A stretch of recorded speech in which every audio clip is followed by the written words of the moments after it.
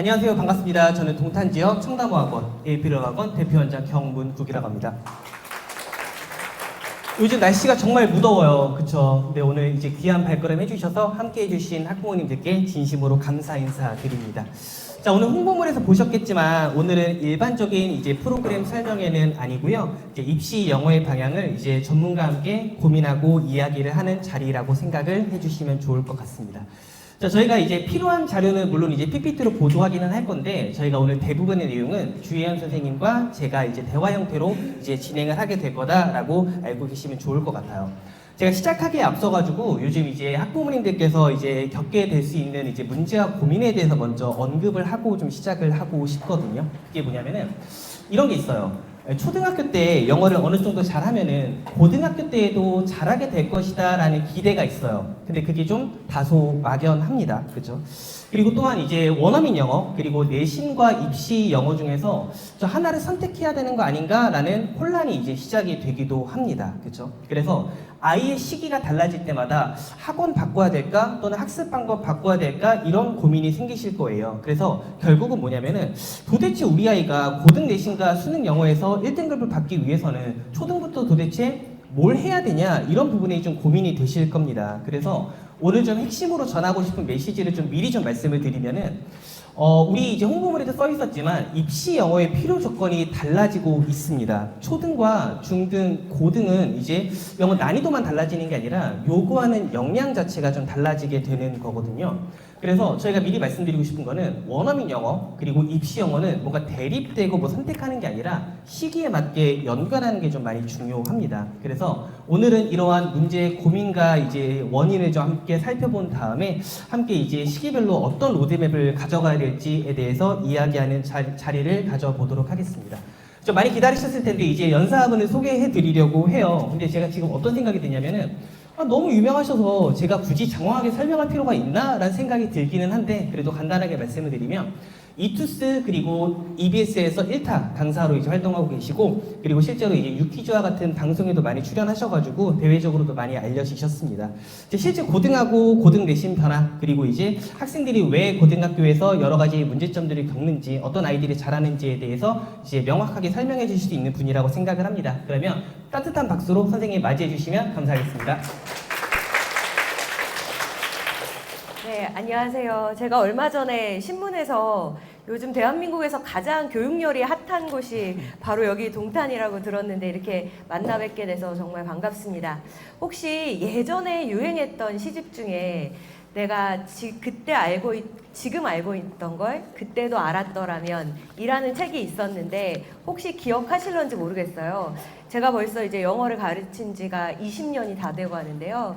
450만 명이 넘는 수험생들을 만나면서 매번 딱 입시를 목전에 두고 지금 알았던 거를 초등 때도 알았더라면 얼마나 좋았을까 싶은 점들이 좀 있어서 오늘 그런 점을 좀 같이 나누고자 합니다. 모쪼록 도움이 되는 시간이 되었으면 좋겠습니다. 자, 그럼 제가 먼저 주제부터 좀 소개해드리고 시작을 하도록 할게요. 이제 첫 번째 주제가 뭐냐면은 왜 중학교 때까지 영어를 잘하던 아이가 고등학교에서 1등급을 받지 못할까? 자, 두 번째, 원어민 영어, 즉 ESL과 입시 영어, 즉 EFL의 학습 비중 전략은 어떻게 세워야 될까? 그리고 세 번째, 결국 그렇다면 시기별로 무엇을 준비해야 되는가? 이 세 가지 주제를 함께 이야기해 보도록 하겠습니다. 자, 저희가 이제 첫 번째 주제 갈 거예요. 첫 번째 주제 갈 건데 저희가 첫 번째 주제를 사연의 형태로 좀 소개를 해드리려고 합니다. 그렇죠? 이름이 이야무진 학생이에요. 그쵸? 이름이 좋아요. 초등학교 5학년이고요. 소위 말하고 있는 영유 출신입니다. 그쵸? 그리고 지금 현재 원서 중심으로 공부하고 있는 이제 어학원을 다니고 있어요. 어릴 때부터 했으니까 영어는 곧잘 할 겁니다. 그쵸? 근데 아직 한국식 문법이라고 부르는 거는 배운 적이 없고요. 그쵸? 이제 한 5학년 정도 되니까 슬슬 이제 중학교 내신 그리고 수능 이제 대비해야 되는 거 아닌가? 이제 불안감이 커지기 시작을 합니다. 그리고 영어 지금까지 많이 했는데 이제 수학 시간 좀 더 확보해야 되는 거 아닌가? 라는 마음이 올라올 겁니다. 지금 벌써 많이 끄덕이시는데 그런 생각 실제로 많이 하시죠, 그렇죠? 그래서 이런 사연에 대해서 한번 이야기를 해보고 싶어요. 그래서 선생님께 좀 질문을 드리기 전에 제 생각을 좀 간단하게 말씀을 드리면은 사실 이게 이제 상위권 초등 고학년 학부모님들이 실제로 많이 하는 고민이에요. 그렇죠? 실제로 많이 하시고요. 영어에 지금까지 시간을 많이 투자해 왔잖아요. 그럼 이거를 계속해서 유지해야 할지 아니면 이제 다른 과목에 좀 비중을 좀 늘려가야 될지 여러 가지 이제 고민이 시작이 됩니다. 그리고 이제 중학교 내신이라는 가까운 목표가 보이기 시작을 했거든요. 그러면 현재 학습 방향 좀 바꿔야 되는 거 아닌가라는 고민이 시작이 됩니다. 부모님이 원하는 거는 영어를 오래 시키는 게 아니라 가능한 이제 안정적으로 효율적으로 학습을 하고 싶은 거거든요. 그렇죠? 그래서 이제 질문을 드리면은 선생님 이런 아이들 영어 곧잘 하잖아요. 그렇죠? 근데 이런 아이들도 중학교 내신하고 이제 수능 생각하면은 뭐 문법, 문제풀이 이쪽으로 좀 많이 전환을 해야 되는 건지 좀 의견을 좀 듣고 싶습니다. 네, 먼저 우리 영어 이야기하기 앞서서 제 옛날 얘기 잠깐 드려볼게요. 제가 이제 교직에 들어오기 전에 직장 생활을 조금 했었습니다. 근데 그때 회사에서 느낀 게 뭐냐면 각 부서 사람들이 다들 엄청 열심히 일은 해요. 근데 제각각 다른 방향으로 달리고 있어서 이 조직 전체는 앞으로 못 나아가고 있다. 약간 이런 느낌을 받은 적이 있거든요. 근데 우리 아이들이 영어 공부하는 걸 지켜보니까 이거랑 좀 비슷하더라고요. 각 시기별로 열심히 하고 있어요. 초등 때는 보통 우리 뭐 말을 잘하는 거를 영어를 잘한다 이렇게 이야기를 많이 하고 중학교 때는 내신 성적이 좋으면 고등학교 때는 모의고사 성적이 좋으면 영어를 잘한다고 이야기를 합니다. 근데 이제 문제는 각각 제각각의 방향을 향하다 보니까 정작 우리가 원하는 최종 목표에는 도달하지 못하는 경우가 많다는 거예요. 사실 톡 까놓고 얘기해서 영유 때부터 아이의 영어를 그렇게 시킬 때에는 그냥 대전제가 깔려 있는 거잖아요. 수능에서는 당연히 1등급을 받는 거고 얘가 좀 더 원어민처럼 영어를 편하게 구사하고 싶다라는 거지 수능 1등급은 놓쳐도 괜찮아 원어민처럼만 하렴 이런 목표는 우리는 가져본 적이 없습니다. 자 그러면 일단 먼저 돌아봐야 될 거는 아 그래? 그럼 영어는 절대평가라고 하는데 진짜 절대평가에서 수능 1등급 받는 거 그거 그렇게 만만한가? 요거를 일단은 데이터를 통해서 제가 먼저 잠깐 보여드리도록 하겠습니다. 자 여기 그래프를 한번 보시죠. 정말 너를 뛴다라는 표현은 요럴 때 쓰는 것 같습니다. 특히 이 1. 몇 %인가요? 1.5%라는 숫자도 보이고요. 19%에 가까운 숫자도 보이죠. 이게 무려 1년 사이에 일어난 등락의 폭이라는 거예요. 어마어마하죠. 사실 생각을 해보면 상대평가 시험은 어려워도 나만 어렵나? 쟤도 어려웠을 거야. 근데 절대평가가 되고 나니까 오히려 이렇게 난이도 조절에 애를 먹고 있는 상황을 우리가 볼 수 있습니다. 그래서 어떻게 보면 절대평가라고 하는 건 아 완전히 됐다라고 마음을 놓기에는 오히려 더 까다로운 시험일 수도 있다는 거 일단은 그 이야기를 좀 드리고 싶습니다. 자 그러면 아마 이제 속으로 이렇게 생각을 하실 거예요. 아우 뭘 얼마나 어렵길래 아우 좀 이렇게 했으면 우리 애는 잘할 수 있을 것 같은데 자, 그래서 제가 실제로 얼마나 어려운지 저희가 잠깐 함께 체감해보는 시간을 갖도록 하겠습니다. 여기 보시면 이게 이제 한 문항의 지문이고요. 실제로 작년 수능에 출제되었던 문제입니다. 보통 아이들은 이 지문 하나를 1분 30초에서 길어야 2분 안에 소화를 해내야 되는 상황입니다. 근데 우리가 지금 이거를 읽기에는 좀 눈도 아프고 하니까 제가 한글로 간단히 좀 정리를 해왔습니다. 자, 제가 요 한번 여쭤봐서 여지까지 한 번도 정답을 맞추신 분이 없어서요. 정답을 말씀드린 분이 계시다면 제가 개인적으로 선물을 꼭 보내드리겠습니다. 자, 출제된 내용은 이러했습니다. 법은 우리가 선택할 만한 어떤 도덕적, 정치적 원리들로 이루어져 있대요. 오, 요까지는 알겠습니다. 근데 만약에 우리가 어차피 선택하지 않을 일을 법에서 금지한다면 어떻게 될까가 빈칸의 내용이었습니다. 자, 혹시 잠깐 한번 생각해 보시고 어떻게 될까? 도전해 보시죠. 아, 그쵸. 막상 생각이 잘 나지 않으실 거예요. 이 정답이 뭐였냐면 우리의 자유를 침해받는다고 느끼지 않는다였습니다. 생각해보면 어차피 냅둬도 안 할 일이었단 말이에요. 그러니까 법으로 금지해봤자 나한테는 별로 타격이 없다. 내 자유가 손상된다고 느끼지 않는다라는 거였어요. 그럼 여기까지 들으시면 대부분 아마 이렇게 생각하실 겁니다. 요거는 약간 영어의 영역이 아니네. 맞아요. 그래서 일단 지금 이 시기에 완성해야 되는 공부는 여기 제가 한글로 정리해 놓은 내용까지를 영어로 읽고 정리할 수 있는 것. 저는 이게 목표라고 생각하고요. 고등학교 때 와서 영어를 아예 놓을 수는 없습니다. 최소한을 가져가기 위해서는 마지막 우리가 논리적으로 추론했던 부분 있죠. 이제 아이가 그것을 할 수 있게 도와주는 게 저는 이제 마지막 고등교육 과정의 피스라고 생각을 하거든요. 네. 네네, 알겠습니다. 사실 이게 수능 영어라는 게 그렇거든요. 이제 말씀하신 대로 절대평가라는 단어만 들으면은 그래, 상대적으로 경쟁해야 되는 다른 과목 더 신경 써야 되는 거 아니야? 라는 생각을 하는데, 사실 최근에 이제 수능 이제 1등급 비율을 보면은 이제 작년이 3.1% 네, 정도 맞아요. 나왔고 그 전에 4.7% 정도 나왔죠. 네. 그렇죠? 이게 절대평가의 취지가 이게 맞나라는 생각이 들 정도로 굉장히 좀 어렵게 나오는 게 있거든요. 그래서 이제 보여주고 싶으셨던 것 같아요. 그래서 실제로 수능이 이런 거다라는 거에 대해 가지고 사실 수능이라는 거는 단어를 많이 아는 걸로는 부족합니다. 문법을 안다고 해결되는 것도 아니고요. 굉장히 제한된 시간, 말씀하신 대로 1분 30초에서 2분이라는 시간 안에 읽고 논리적으로 사고하고 추론할 수 있는 그런 역량이 있어야 된다라는 걸로 저는 이해가 되거든요. 근데 이런 분들 계십니다. 알겠다. 그럼 이런 능력 빨리 갖겠다. 그러면 일찍부터 그러면 가능한 일찍 문제풀이 시작하면 되는 거 아니야? 라고 생각하시는 분들이 계시거든요. 그러면은 이런 분들에게 하고 싶으신 말씀이 있으시다면?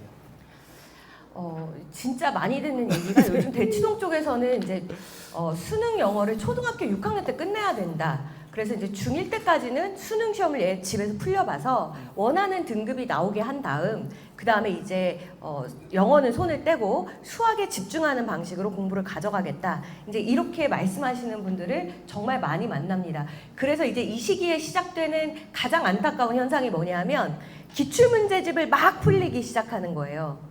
근데 아까 우리 그 글 같은 경우에 여기 지금 아직 떠 있네요. 네, 이 글 같은 경우에는 상당히 많이 생각을 해야 되죠. 근데 지금 우리 아이가 초등학교 5학년, 6학년 이런데 지금부터 기출문제집을 풀리면 어떤 일이 생기냐면 얘가 1분 30초 안에 이렇게 깊이 생각을 못 하겠죠? 대충 저기 어디 언저리까지 읽고 찍을 겁니다. 그럴 수밖에 없어요. 그럼 얘는 생각하는 방법을 배우기도 전에 찍는 방법을 먼저 배우는 거예요. 그러면 가장 먼저 나타난 현상이 뭐냐면 애들이 생각하기를 멈춰요. 영어는 생각보다 굉장히 정신적인 중노동이거든요. 근데 아이들이 이제 그렇게 하지 않고 그냥 대충 찍는. 그래서 이제 그 다음에 가장 많이 나오는 고민이 고등 때 오면 나는 감으로 푸는 것 같아. 맞아도 맞은 것 같지가 않고 이게 다음에도 맞을 수 있을지 자신이 없어요. 일단 이렇게 감으로 푸는 단계로 넘어오고 나면 그 다음부터는 고치기가 굉장히 힘들어요. 왜냐하면 이 아이는 이미 사고하지 않는 식으로 머리가 굳어졌기 때문에. 그래서 바로 문제집 풀이로 넘어가시기 전에 일단 먼저 선결해야 되는 과제가 있다는 거는 꼭 생각하셨으면 좋겠습니다. 또 이런 분들이 계십니다. 수능은 그렇다 치자. 그래 좀 내신은 다르지 않냐? 라고 하시는 분들이 좀 계시거든요. 특히 이제 중등 내신을 경험해보면 그런 이야기가 많이 나와요. 사실 중학교 내신은 열심히 이제 준비하고 시험범위 뭐 암기하듯이 공부하고 하면 되거든요. 그러면은 고등 때도 이제 어느 정도 나오지 않을까라고 생각하시는 분들이 계시거든요. 그래서 그분들께도 한마디 해주셨으면 좋겠습니다.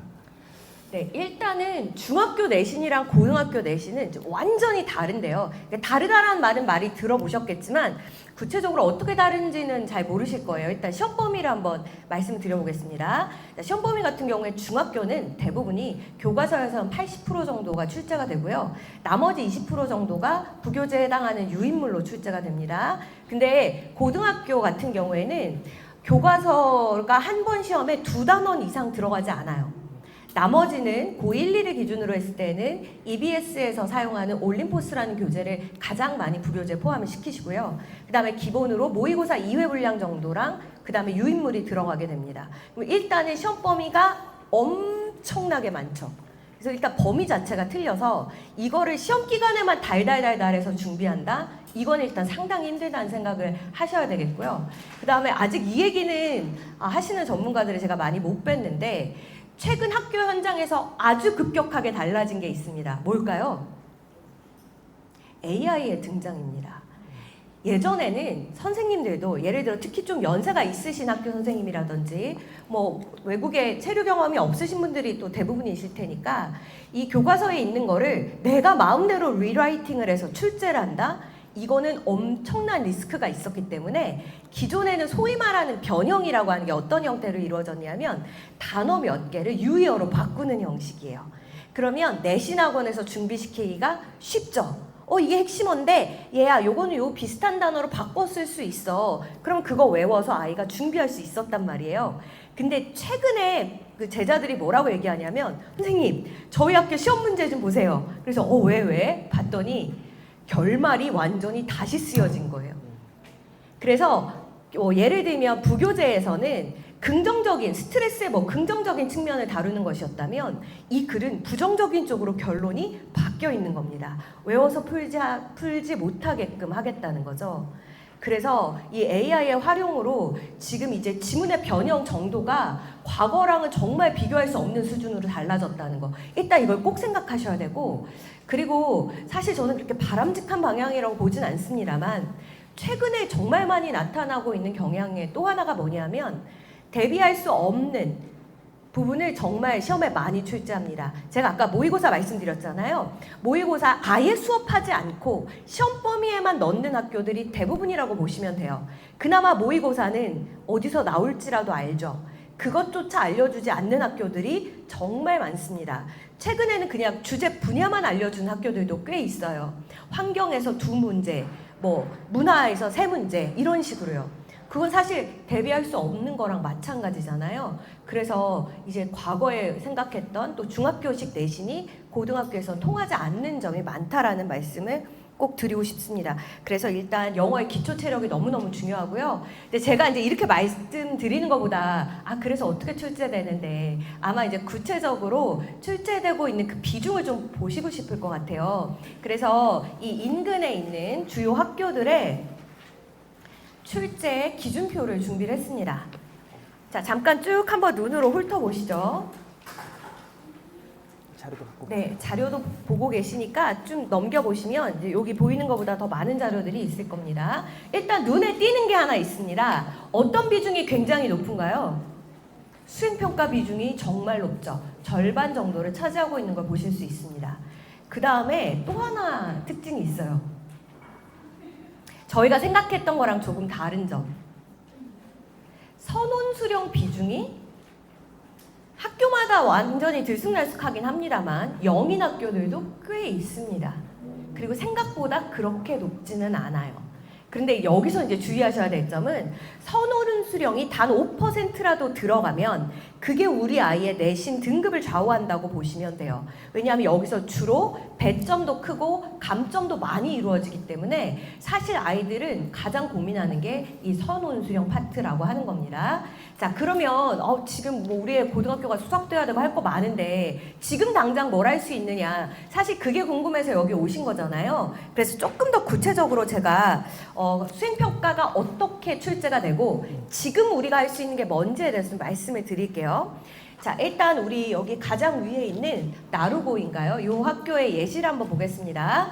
보면은 이제 주제 탐구 보고서라고 하는 게 상당히 높은 비중을 차지하고 있습니다.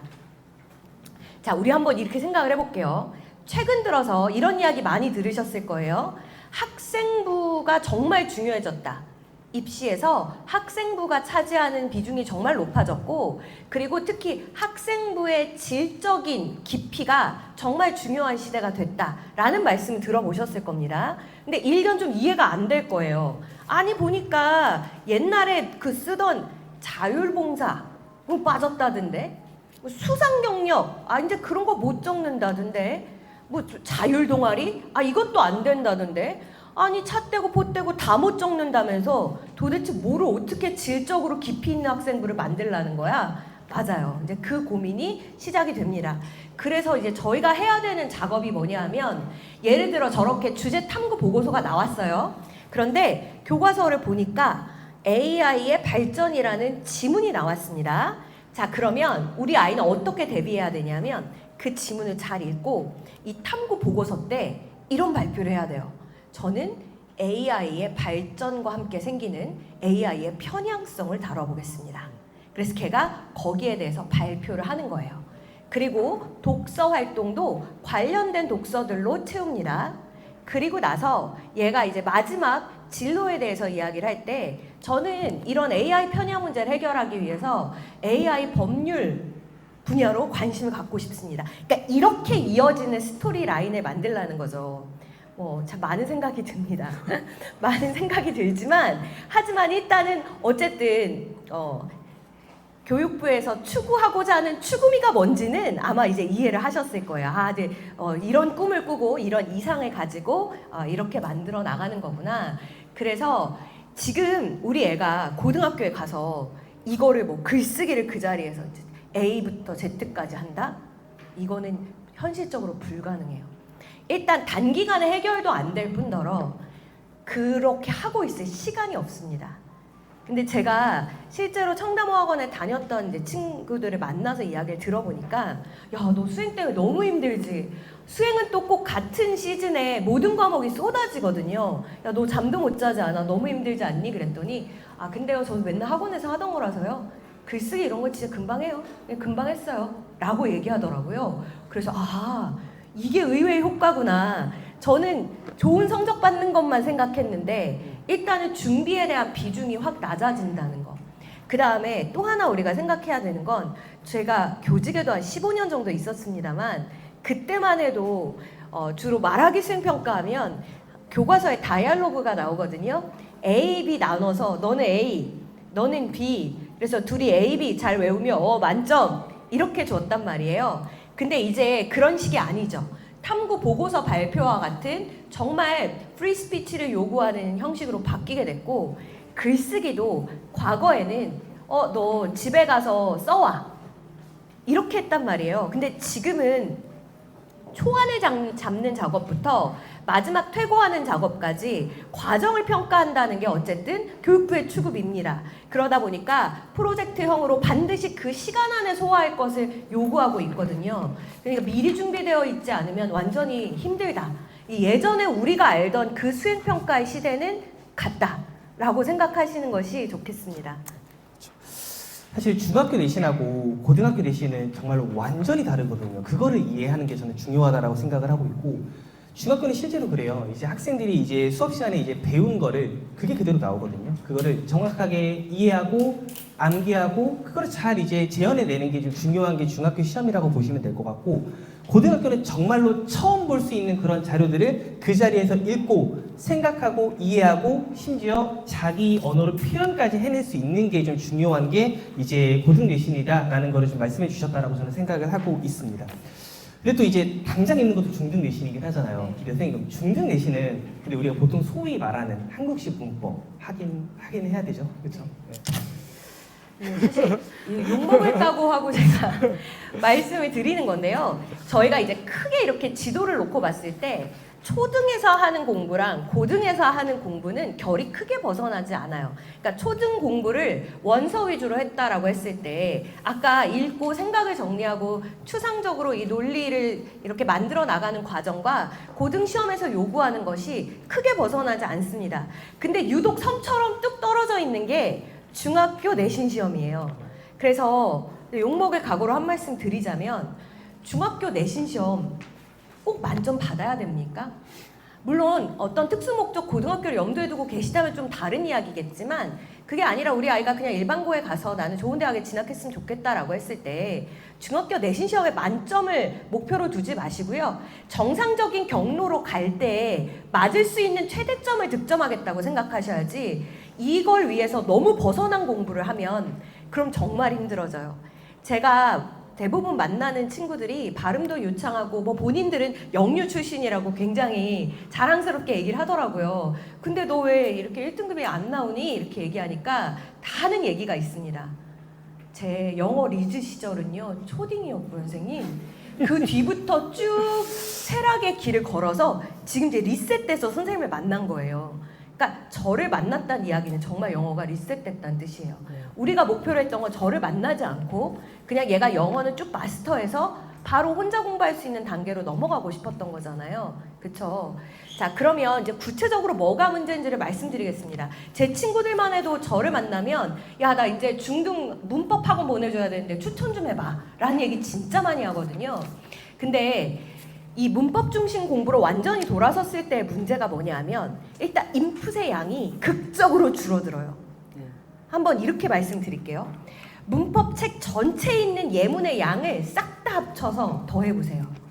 우리 애가 읽던 원서 챕터 하나도 안 됩니다. 그러니까 얘가 책을 쭉 읽다가 이제 1년 동안 한 챕터에도 못 미치는 그 인풋을 만나게 되는 거예요. 아, 좀 그러면 안 됩니까? 그동안 쎄 빠지게 시켰는데 이제 좀 그래도 되죠? 라고 생각하실 수 있지만 문제는 영어는 외국어잖아요. 그리고 한국은 밖에 나갔을 때 자연스럽게 영어를 접할 수 있는 상황도 아닙니다. 가장 먼저 나타나는 게 단어의 망각 현상이에요. 단어를 급속도로 잊어버리기 시작하고요. 그리고 우리가 그렇게 많은 돈을 투자해서 얘를 한국어 매개를 거치지 않고 빠르게 읽게 하려고 노력을 많이 했었잖아요. 그 속도가 다시 금방 늦어져요. 이게 정말 무서운 일이거든요. 그래서 저는 일단은 완전히 한국식 문법으로만 100% 전환했을 때 생길 수 있는 가장 큰 부작용이 그거다라는 말씀 드리고 싶고요. 또 하나는 특히 남학생들의 경우에는 영어를 학을 떼게 돼요. 이게 별거 아닌 것 같잖아요. 아, 그럼 뭐 공부를 재미로만 할 수 있나요? 근데 그게 아닙니다. 애들이 다 뭐라 그러냐면 그래 초등 때는 좀 재밌었는데 영어 좀 좋아했거든요. 아 근데 막 투부정사 무슨 용법 나오고 나서 아 진짜 토 나와요 선생님. 저 그다음부터는 완전 못 보겠어요. 이렇게 되면 문제가 뭐냐면 아까 제가 보여드렸듯이 정신적인 중노동을 해야 되는데 애들이 싫어하는 거부감이 크다 보니까 적당히 읽고 잔상으로 찍어요. 아까 우리가 같이 봤던 건 뭐 법률, 원칙, 그럼 대충 선택지 중에 2개 들어간 거 찍어서 맞으면 맞은 거고 틀리면 틀렸네 이렇게 돼버리거든요. 그래서 아이가 일단 영어를 싫어하지 않도록 만들기 위해서도 너무 암기식 문법으로 가는 것은 상당히 위험성이 있다라는 말씀 좀 드리고 싶고요. 그리고 또 하나는 이제 암기 중심 내신 위주로 공부했을 때 생기는 문제입니다. 이 내신은 시험 범위가 정해져 있잖아요. 근데 이 안에서 등수를 가려야 되다 보니까 이렇게 막 좀 치사하고 세밀한 거를 낼 수밖에 없습니다. 자, 근데 애가 이렇게 암기에 한번 길들여지게 되면 이제 읽고 정리하고 생각하는 걸 멈추게 돼요. 근데 수능에서 요구하는 능력은 뭐냐면 처음 보는 글을 읽고 너 이거 이해할 수 있어? 모든 문장을 다 이해하지 못해도 돼. 대충 이게 무슨 말인지 알겠어를 이해할 수 있어야 되는데 이제 아이의 모드가 완전히 전환이 되는 거죠. 그래서 너무 일찍부터 문법식, 암기식으로 가는 것은 사실 부모님이 생각하시는 것보다 훨씬 더 폐해가 크다. 그래서 저는 꼭 그 말씀을 드리고 싶어요. 지금 내 앞에 당면한 과제가 가장 중요한 과제는 아닙니다. 사람은 항상 바로 앞에 있는 게 제일 중요해 보이거든요. 근데 그게 아닐 수도 있다는 점은 꼭 한번 말씀드리고 싶었습니다. 감사합니다. 그럼 사연으로 다시 좀 돌아가서 생각을 해보면은 그러니까 부모님이 어릴 때부터 이제 연기부터 시작해서 시키셨으니까 영어를 빨리 해버리고 이제 수학이나 다른 과목에 집중시키고 싶다 뭐 이런 것들은 마음은 이해는 충분히 되기는 하거든요.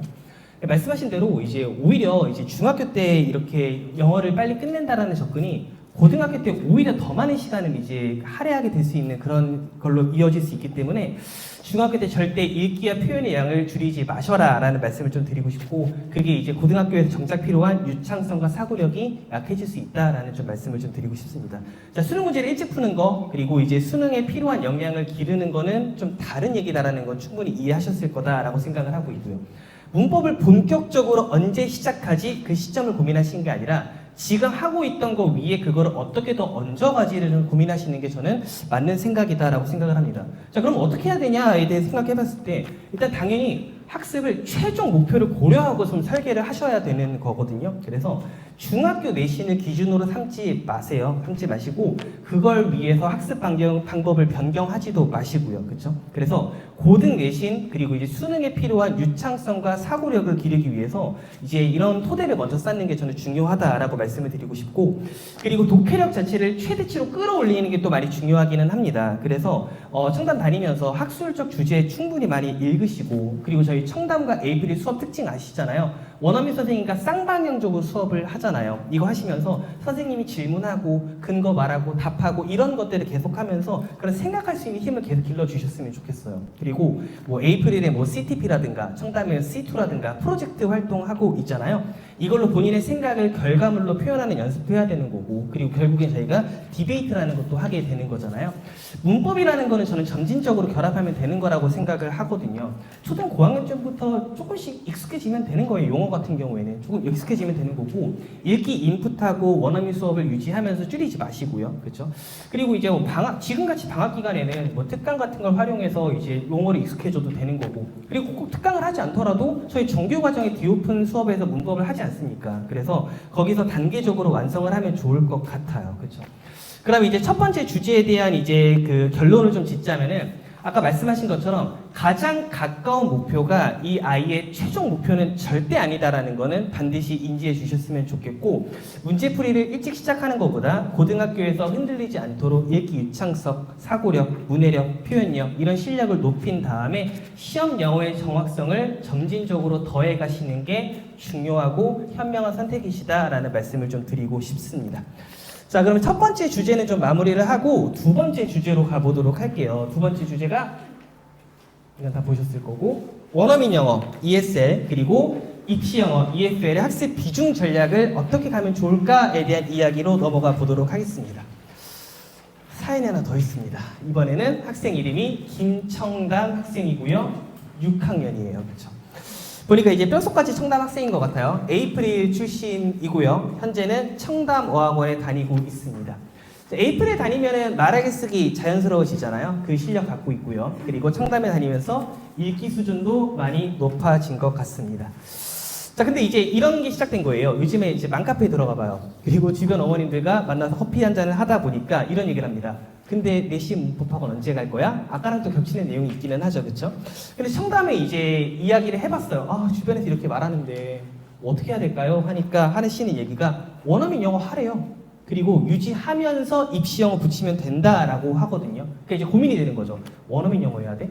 입시 영어 해야 돼? 이런 생각이 이제 들기 시작을 하는 거예요. 그렇죠? 그래서 이거에 대한 이야기를 조금 더 이어서 가보고 싶은데, 저도 실제로 이런 비슷한 상담을 했던 경험이 많아요. 그렇죠? 많은데 이제 어떤 이야기를 하시는지 압니다. 원어민 영어를 유지하면서 내신과 수능이 약해지지 않을까 불안하신 거예요. 근데 정작 또 이제 문법 중심으로 전환하자니 지금까지 쌓아온 실력과 영어 역량이 좀 낮아질까봐 걱정이 되시는 거죠. 부모님 궁금하신 건 ESL이 우수한 거야 또는 EFL이 우수한 거야 이거 아니거든요. 그렇죠? 뭐냐면은 현재 강점 살리고 싶어요. 근데 이제 필요한 부분이 보였잖아요. 그러면 이거를 언제 어떻게 보완하느냐 이걸 궁금해 하시는 것 같거든요. 그래서 이제 좀 더 구체적으로 학습 비중을 어떻게 가야 되는지에 대해서 선생님께 좀 질문을 좀 드리고 싶거든요. 그래서 원어민 영어, 입시 영어 좀 선택을 해야 되는 건지 아니면 비중은 어떻게 가야 되는 건지 좀 말씀 부탁드립니다. 네, 근데 말씀 이제 드리기에 앞서서 뭐라고 얘기해 드리던 아유 여기는 뭐 원어민 수업 하는 데니까 이렇게 얘기하는 거 아니야? 아유 그렇게 생각하실까봐 조금 우리가 이제 그런 판단을 정확하게 내리기 위해서는 최근에 입시 정책을 보면 되거든요. 이제 내년도, 그러니까 지금 고2죠. 지금 고2 학생들이 고3이 되었을 때 가장 바뀐 게 뭐냐면 이제 서울대를 보통 필두로 해서 항상 모든 변화가 일어나잖아요. 서울대 입시에 큰 변화가 생겼습니다. 뭐냐면 기존에 아마 그런 얘기 많이 들으셨을 거예요. 영어 그까짓 거 3개, 4개 틀려도 수학 한 문제 더 맞으면 다 커버할 수 있대. 그러니까 영어는 어느 정도 완성됐으면 됐어. 빨리 버리고 이제 수학에 올인해야지. 근데 이제 그게 좀 불가능해진 게 세배수 학생을 뽑는데 각 과목의 1등급을 똑같이 점수를 배정을 하는 거예요. 그러면 얘가 일단은 세배수 안에 들어가야 그 다음 선발 과정에 참가할 수 있잖아요. 근데 이 세배수 안에 들어갈 때는 수학 1등급이나 영어 1등급이나 똑같은 점수가 주어집니다. 과거에는 어땠어요? 수학에서 1등급을 받으면 영어는 몇 개를 틀려도 그 수학에 하나 더 맞은 게 이걸 커버할 수 있는 그게 맞았어요. 근데 이제는 그게 아니라는 거예요. 그래서 똑같이 1등급을 다 받아야 얘가 일단 그 3배수 안에 들어갈 수 있다는 거.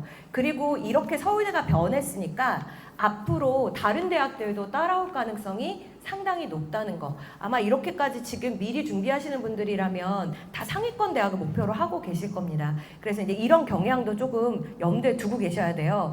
아무리 선배 친구 어머니가 하는 이야기라도 그래도 입시 정책은 워낙에 많이 변하고 있다라는 거 생각하셔야 되고, 최근에 아주 뉴스를 핫하게 달궜던 게 이제 개편안이 나왔죠. 물론 아직은 그냥 안에 불과합니다. 그렇지만 어쨌든 추구하고자 하는 방향은 굉장히 명확하다고 생각해요.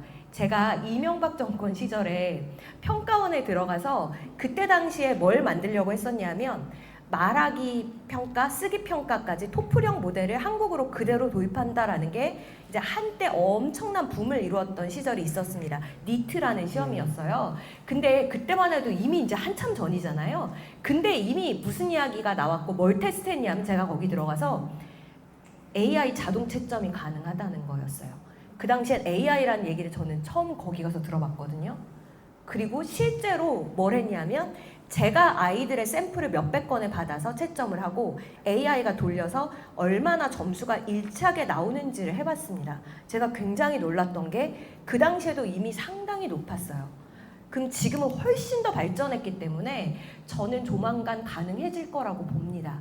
지금 이제 이 여러 가지 주관식 논서술형 평가를 수능에 도입하는 데 있어서 가장 걸림돌이 되는 게 이 많은 학생들의 답을 누가 채점할 것이며 이걸 얼마나 공정하게 할 수 있느냐의 문제잖아요. 저는 이미 그때 거기서 어느 정도는 해결책이 나온 걸 봤기 때문에 생각보다 빠르게 추진될 수도 있겠다. 그리고 이번 정권에서만 추진한 건 사실 아니었습니다.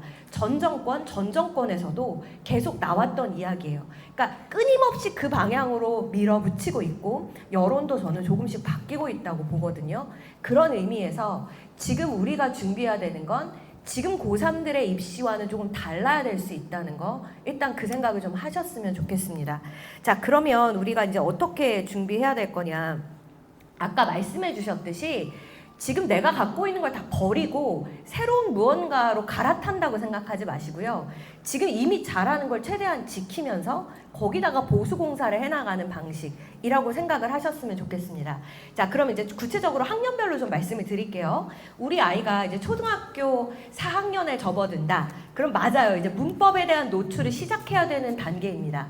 근데 그 문법을 한국식 문법으로 암경으로 갈아타라는 이야기는 아니고요. 문법이라는 게 사실 그렇잖아요. 우리 애는 이미 원어민적인 감각으로 다 알고 있는 건데 거기에 라벨링을 하는 것 뿐이거든요. 그래서 그 라벨링을 해서 좀 익숙해지게끔 만드는 작업이 이제 초등학교 4학년부터 들어가는구나 라고 생각하시면 되겠습니다. 그 다음에 이제 저는 더 중요하다고 보는 게 사실은 이제 5, 6학년 단계에서의 이 독해 지도라고 생각을 합니다. 어쨌든 지금은 독해 위주로 평가가 이루어지고 있으니까. 그래서 지금 해야 되는 건 뭐냐면 제가 사례를 하나 보여드리려고 해요. 자, 우리 아이가 6학년이고 그리고 우리 애는 글을 꽤나 읽는 것 같아 라고 생각을 했을 때 지금 점검을 해보셔야 되는 거, 첫 번째, 이 아이가 읽고 있는 텍스트가 너무 스토리 위주여서는 안 됩니다. 이제는 학술적인 글로 갈아타야 하는 시점이 왔고요. 그 다음에 두 번째, 이 쓰이는 문장의 길이 또한 그래도 어느 정도 길이가 있어야 돼요. 수능은 보통 평균 한 문장에 20단어 정도가 사용이 됩니다. 그러니까 그 이상 되는 좀 긴 문장이어야 하고요. 그리고 가급적이면 좀 함축적인 표현들이 많이 들어가 있는 문장을 보도록 저는 추천을 합니다. 특히 요즘 친구들이 굉장히 약한 게 좀 비유적 함축적인 표현이 나오면 그냥 잘 이해를 못해요. 왜 이게 그런 뜻이지? 뭐가 같은 거지? 잘 모르기 때문에 거기에 대한 대비가 반드시 필요합니다. 근데 이렇게 말씀드리면 좀 와닿지 않으실까봐 제가 구체적으로 사례를 하나 준비했습니다. 잠깐 보시면요. 자, 이렇게 되어 있죠. 웹 이전의 신문 기록 보관소는 주로 전문적 연구원과 언론학과 학생의 곰팡내 나는 영역이었다. 이제 실제로 기출되었던 그 지문의 첫 문장입니다. 자, 그러면 이 지문을 읽었을 때 우리 아이가 어떻게 글 읽기를 해야 되느냐? 사실 기존에 이 원어민식 영어에 익숙해진 친구들의 가장 큰 맹점이 뭐였냐면 너무 빠르고 자연스럽게 읽힌다는 거예요.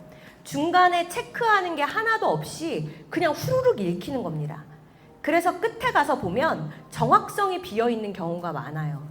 그래서 아니 걔는 영어를 그렇게 잘하는데 1등급이 안 나왔대? 라는 이야기를 주변에서 한 번쯤 들어보셨을 겁니다. 마치 뭐랑 비슷하냐면 우리가 자동차를 너무 빨리 운전을 하면 지나가면서 풍경이 휙휙 지나가 자세히 안 보이잖아요. 그거랑 비슷한 현상이 우리 아이한테도 생길 수 있어요. 근데 이게 단점이냐? 당연히 아니죠. 축복이죠. 한국어의 매개를 거치지 않고 바로 이해할 수 있는 능력은 정말 소위 말하는 critical period, 딱 그 정해진 연령대에만 달성할 수 있는 엄청난 축복이고요. 우리 애가 그걸 어느 정도 탑재했다면 부모님으로서는 사실은 해주실 수 있는 최대한도의 선물을 이미 아이한테 해주신 겁니다. 자, 그럼에도 불구하고 이게 휙 지나가서 제대로 평가가 안 되는 게 문제라고 했잖아요.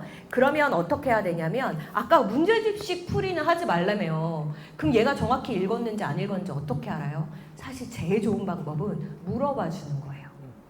이거 뭔지 알아? 그게 제일 정확하고 아이의 더 깊은 사고를 유도할 수 있죠. 근데 이게 고등으로 넘어오고 중등으로 넘어와선 사실 힘들죠. 지금 단계에서는 아까 말씀하신 거 제가 전해드리니까 주로 문답식 수업으로 진행을 한다 하시더라고요. 이제 이럴 때 선생님의 역할이 진짜 중요한 거예요. 적재적소에서 조금 더 깊은 사고를 유도할 수 있는 질문을 해주는 겁니다. 제가 이제 샘플이 있으니까 예를 한번 들어드릴게요. 자, 요 뒤에는 무슨 이야기가 나올까 한번 최대한 예측을 해보는 겁니다. 맨 앞에 웹 이전에는 이라고 나왔거든요. 그럼 뒤에 무슨 이야기가 나올까요? 맞아요. 웹 이후가 나오겠죠. 아버님들이 맨날 야 라떼는 말이야. 라떼 얘기하고 싶으신 게 아니죠. 너무 달라진 지금을 대조하고 싶으신 거거든요. 그럼 웹 이후가 나올 거야. 자, 이게 우리 아이가 할 수 있는 첫 번째 생각입니다. 자, 그 다음에 신문 기록 보관소가 소재겠네. 이거는 이제 아이들도 다 캐치하더라고요.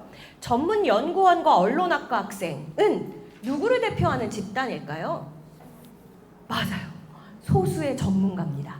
그러면 아까 뒤에는 대조가 나올 거라고 했잖아요. 그럼 소수의 전문가와 대조되는 집단은 누구일까요? 일반 대중들이겠죠. 자, 그 다음 마지막 곰팡내 나는 영역이다. 요즘 아이들이 가장 약한 게 이제 이런 표현입니다. 곰팡내는 어떨 때 날까요? 새 책방, 헌책방. 그쵸, 헌책방에서 나죠. 왜 헌책방에서 곰팡내가 날까요? 자주 안 보니까. 사용 빈도가 떨어지니까. 그러면 얘는 무슨 생각을 할 수 있어요? 아, 웹 이후에는 신문 기록 보관소를 일반 대중들도 이용해서 사용 빈도가 높아진다는 글이구나. 끝! 그 뒤에 8문장이 나오는데 읽을 필요 없어요. 그냥 여기까지 생각할 수 있으면 다 한 겁니다. 이거를 빨리 읽어서 해결하려고 할 필요가 없다는 거고요. 많이 푼다 그래서 이 능력이 생기는 것도 아니라는 거예요. 그래서 지금 제가 했더니 아유 우리 부모님 공부 놓으신 지 얼마나 오래됐는데도 지금 다 대답해 주셨거든요. 그러니까 이걸 유도해 줄 수 있는 선생님을 만나서 우리 아이가 좀 더 학술적인 글로 옮겨가는 방향으로 공부가 진행돼야 된다. 일단 이렇게 생각을 하셨으면 좋겠습니다. 맞아. 네. 그리고 읽고 나서의 활동도 굉장히 중요한데요. 일단 아까 질문 방식 하나 말씀드렸고 그 다음에는 쓰기 활동으로 연계한다든지 마인드맵으로 정리해본다든지 디베이트를 한다든지 반드시 읽은 내용이 머릿속에서 한 번 더 정리돼서 자기가 그걸 말할 수 있는 정도가 되는 것은 굉장히 중요하고 딱 지금 시기에만 사실은 할 수 있는 시간적 여유가 있거든요. 그래서 반드시 이런 다음 단계로도 이어나가셨으면 좋겠습니다. 저 중간에 사실 깜짝 놀랐거든요. 갑자기 연사에서 강사로 바뀌셨고 학부모님에서 학생으로 바뀌셔가지고 그래서 저 순간 강의 보는 줄 알았습니다. 네, 저도 좀 정리해서 말씀을 드리면은 사실 지금까지 해온 원어민 영어가 입시와 무관한 거는 아닌 거거든요, 그렇죠? 그래서 ESL에서 확보한 유창성과 표현력은 고등에서도 굉장히 중요한 자산이 된다라는 거 꼭 기억해 주셨으면 좋겠고. 어쨌든 뭐 말씀드리고 싶은 건 이겁니다. ESL의 유창성과 표현력 끝까지 살리시고요. 여기서 이제 학술적 텍스트 충분히 읽으시고 문법 개념어는 조금씩 추가하면 되는 거고 구조화하고 사고 기반 독해를 단계적으로 더하시는 게 좀 필요하다라는 좀 말씀을 좀 드리고 싶습니다.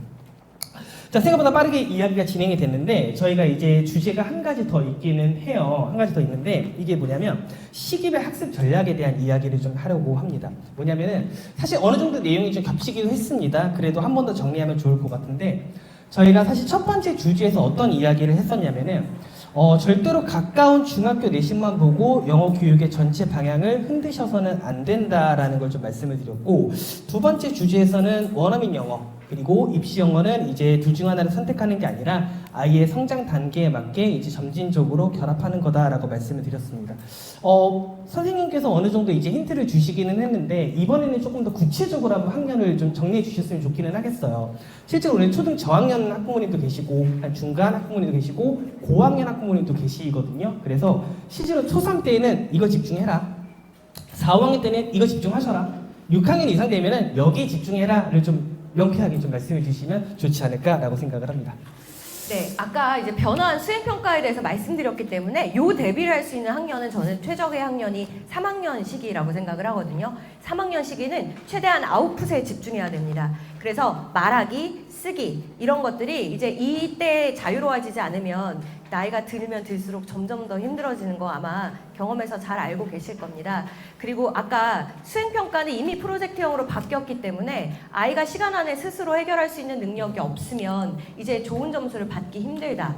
그리고 과거처럼 객관식에서 좋은 점수 받았다고 얘가 영어 1등급이 나오는 게 아니다 라는 건 이미 평가 기준을 통해 느끼셨을 겁니다. 그래서 최대한 말할 수 있는 아이, 표현할 수 있는 아이로 기르는 것이 초3 때 우리의 목표다 라고 생각해 주셨으면 좋겠고요. 그리고 초 4학년 때는 아까 제가 말씀드렸듯이 문법 용어에 대한 노출을 시작하는 시기다 라고 보시면 되겠습니다. 사실은 얘가 몰라서가 아니고 용어 자체가 정말 약간 일본식 한자어라고 해야 되나요?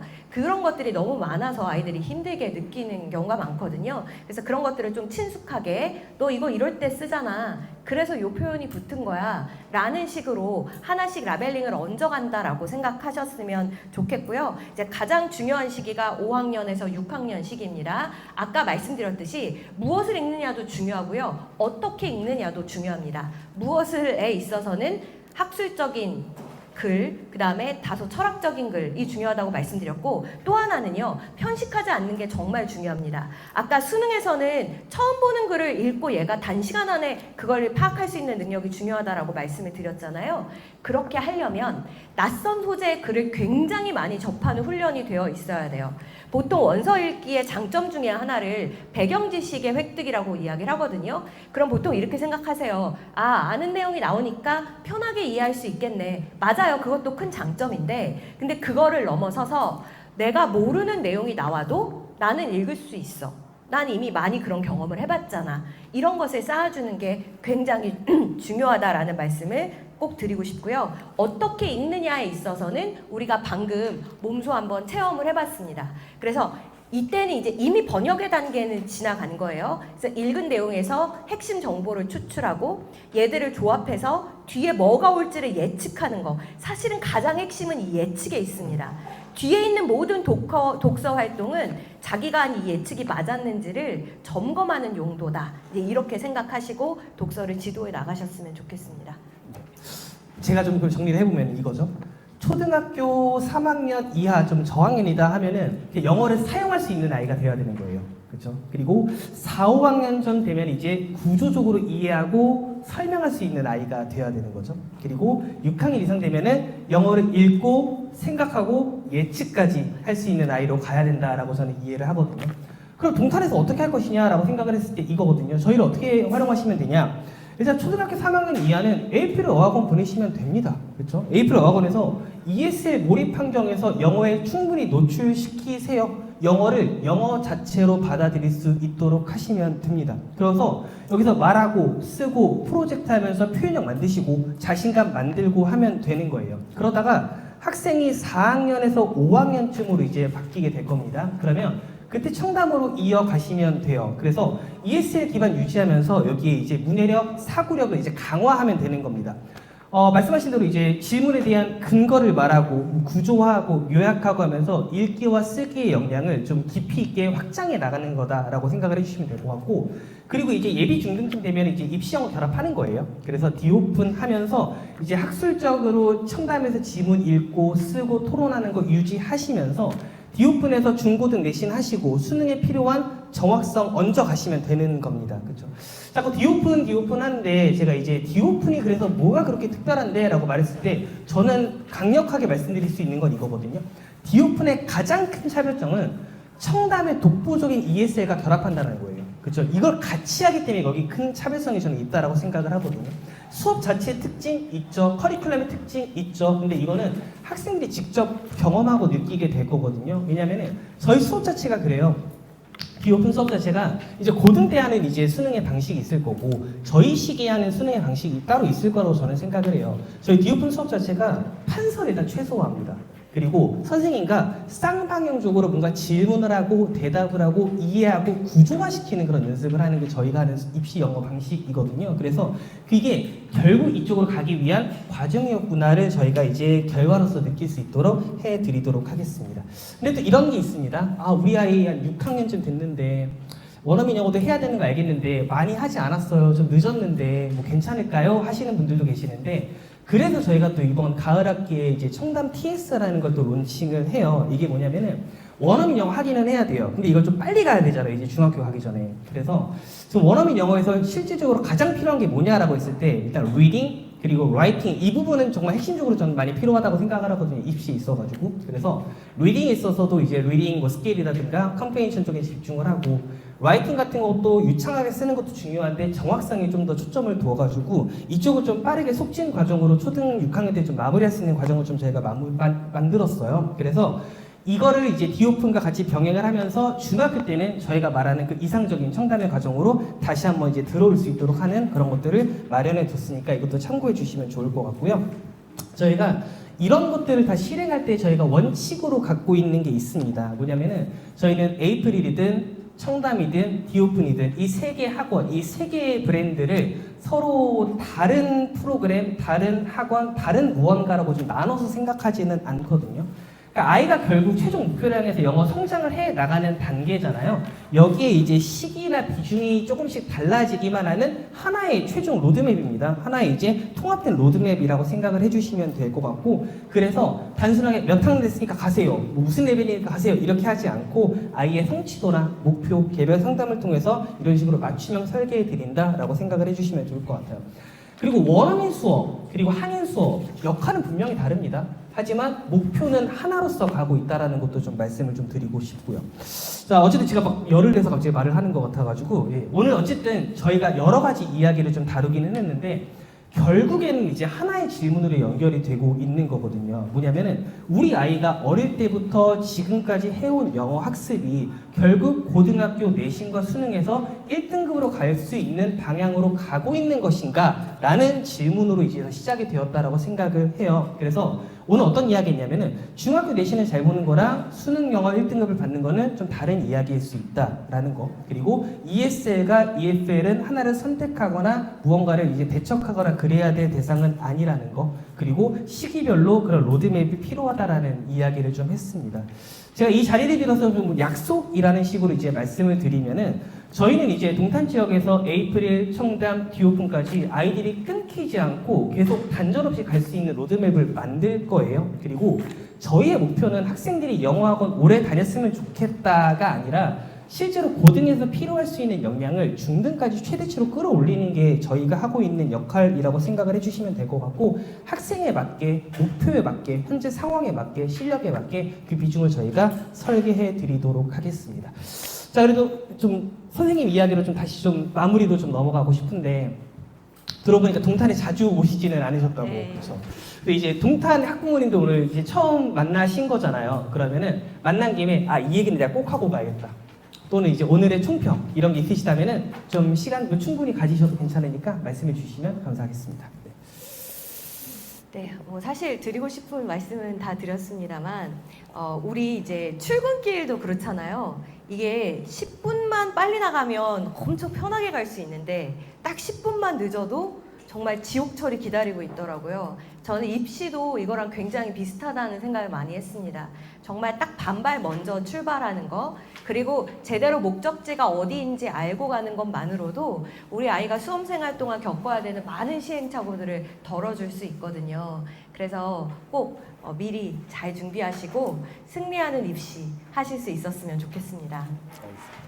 저도 이제 간단하게 좀 말씀을 마무리를 하자면은 고등 영어 1등급은 절대로 중학교 때 잘하던 아이가 받는 게 아니라 초등부터 이제 올바른 방향으로 준비한 아이들이 받는다라는 이야기를 좀 드리고 싶고, 오늘 다루었던 내용으로 이제 막연하게 가졌던 그런 불안이 있으실 거예요. 그래서 그거를 좀 해소하시고, 앞으로 이제 우리 아이가 어떻게 가야 될 건지에 대한 기준과 방향을 좀 설정하는 계기가 되셨으면 좋겠다라는 말씀을 좀 드리고 싶습니다.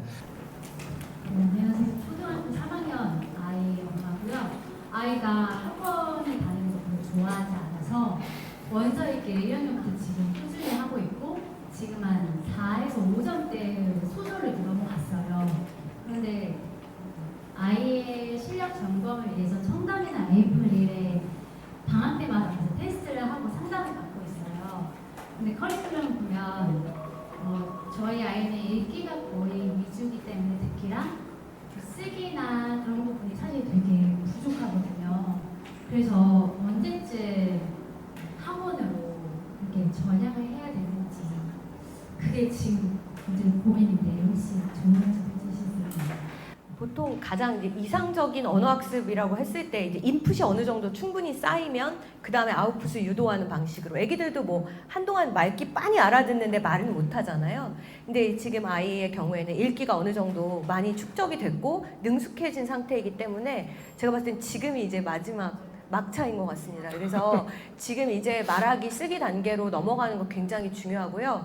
그 다음에 또 하나 중요한 건 제가 제일 안타깝게 생각한 사례가, 제가 봐도 진짜 영어를 잘하고 얘는 나보다 빨리 읽네, 진짜 잘 읽는다.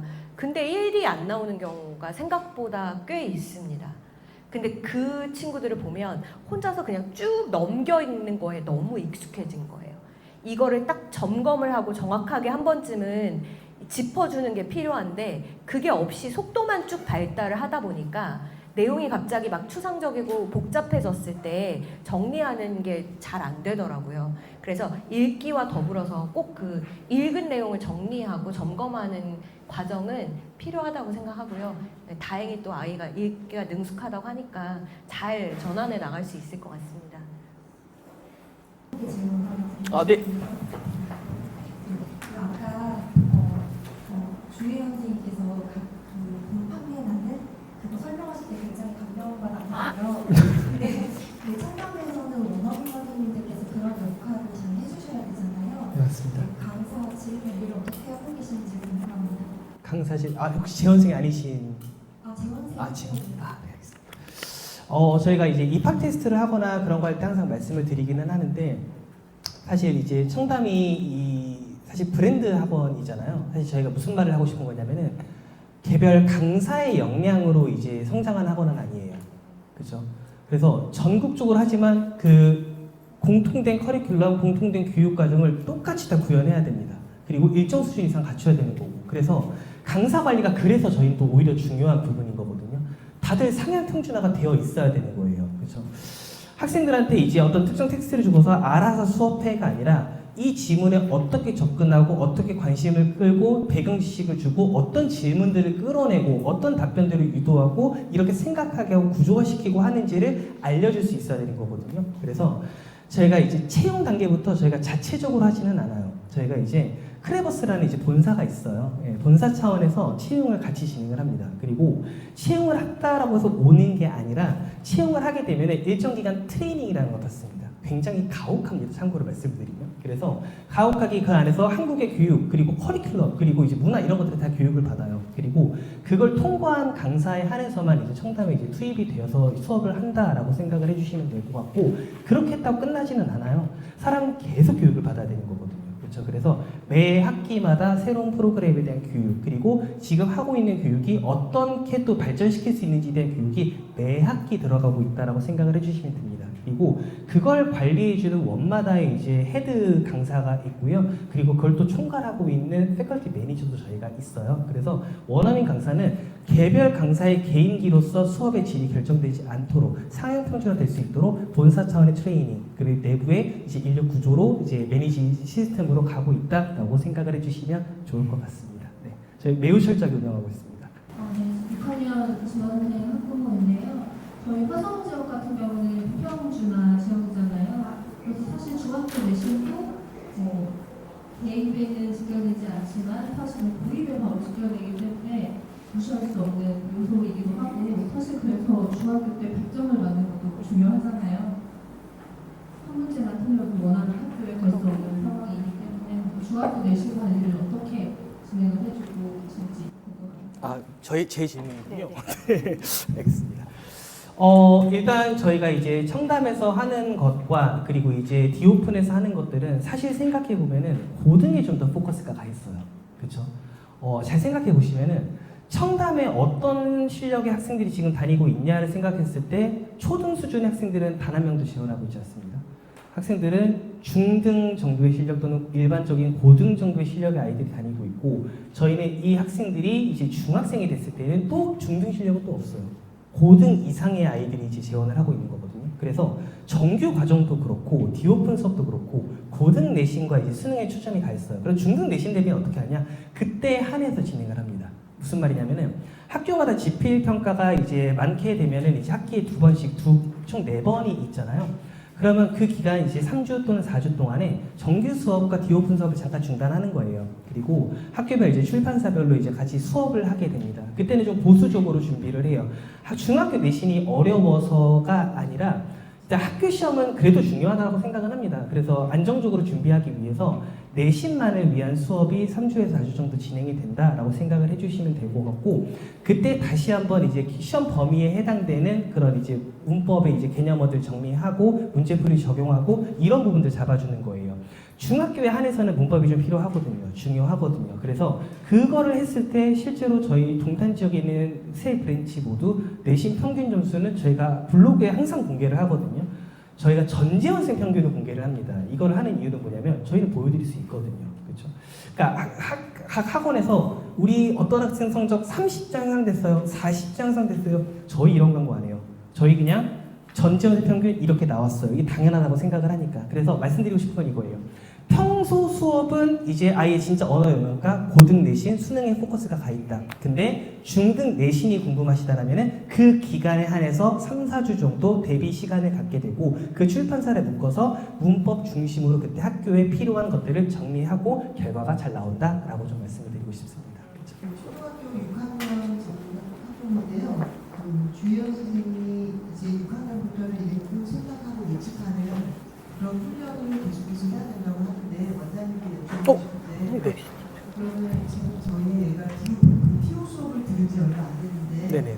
TO 수업에서는 이런 부분을 어떻게 역량을 키워주고 있는지 좀 궁금합니다. 일단 TO 수업 자체는 이제 그 사실 문법하고 독해로 좀 나눠져 있기는 해요. 근데 여기서 어떤 부분이 좀 강점이고 차별성이 있냐라고 했을 때는 저희는 독해라고 좀 말씀을 드리거든요. 그래서 때 이제 결국은 이제 수능 1등급을 받기 위한 그런 준비를 하고 있는 건데 그러면 진짜 수능 기출 문제를 아이한테 주고서 풀라고만 하냐? 그렇게만 하지는 않아요. 물론 그런 문제풀이도 연습은 하기는 하는데 정말로 이제 처음 딱 보면은 이게 수능 교재가 맞나? 라는 생각이 들 정도로 장문 독해가 나옵니다. 그래서 학생들한테 이제 긴 호흡의 글을 읽을 수 있도록 하고요. 그리고 그걸 구조화시켜요. 그래서 여기서 말하고자 하는 바가 뭔지, 여기서 핵심을 어떻게 잡아내야 되는지 그것들을 쌍방울의 수업으로 계속 끌어내는 거예요. 핵심들을 찾아낼 수 있도록 그런 유도를 하면서 연습을 시키는 거거든요. 그러면서 그거를 이제 그 논리 단위로 연결하고 의미 단위로 연결하는 걸 하는데 그걸 점차 줄여가는 과정을 가는 겁니다. 사실 수능이라는 게 그렇잖아요. 굉장히 압축적인 정보를 가지고서 공부를 하는 거잖아요. 그래서 글을 읽고 생각할 수 있도록 하는 거예요. 이런 글의 이제 전개 방식을 공부하는 거죠. 이런 내용 나왔으면은 그 다음에 이렇게 이어질 수 있고 이런 내용이 나올 수 있고 결국 이렇게 결론을 도출할 수 있고 이런 훈련을 계속해서 하는 거다라고 생각을 해주시면 될 것 같습니다. 네. 저는 중학교 지금 2학년 학부인데요. 아이가 학원을 힘들어하는 사실 과외라고 있어요. 아무래도 과외는 내신에 좀 더 주력하는 것 같아서요. 그래서 아이가 어쨌든 장기적으로 봤을 때 고등학교도 가야 되고 대입도 가야 되는 거잖아요. 그래서 집에서 저는 어떻게 제가 준비를 해줘야 꼭 1등급이 아니라 2등급이라도 어떤 식으로 해줘야 될지 그게 많이 좀 고민이 돼서요. 어려운 질문이네요. 근데 모르겠어요. 이건 저의 편견일 수 있지만 과외는 일단 그 선생님의 개인 역량에 따른 게 정말 천차만별이라서 저는 일단 제가 지도하는 학원에 아이가 와서 이렇게 저 가외로 했어요 그러면 그래 처음부터 다시 한번 해보자 약간 이렇게 접근할 때가 굉장히 많습니다. 왜냐하면 그냥 보통 그 앞에 있는 현상만 해결을 하지 이렇게 길게 정확한 커리큘럼을 갖고 진행하기가 사실은 쉽지 않아서 땜질식 공부가 이루어지기 쉽거든요. 그래서 이제 그런 게 잘 되고 있는지를 제가 봤을 때 어머니가 하실 수 있는 거는 이제 그 나이는 지난 것 같아요. 이미 중2라고 하니까. 그래서 지금 제가 대안으로 제시할 수 있는 건 과외 선생님을 잘 맞는 방향으로 유도해야 한다. 그래서 큰 커리큘럼을 주시고 이런 방향으로 해보면 어떨까요? 뭐 물론 과하게 개입하는 건 아니지만 그래도 어쨌든 방향성은 어머니가 제시하는 게 중요하다고 생각합니다. 특히 그냥 문제집 풀고 그냥 그 틀린 거 설명해주는 방식으로 이루어지고 있다면 그거는 매우 다시 한번 잘 점검해 보셔야 하는 경우가 많습니다. 네.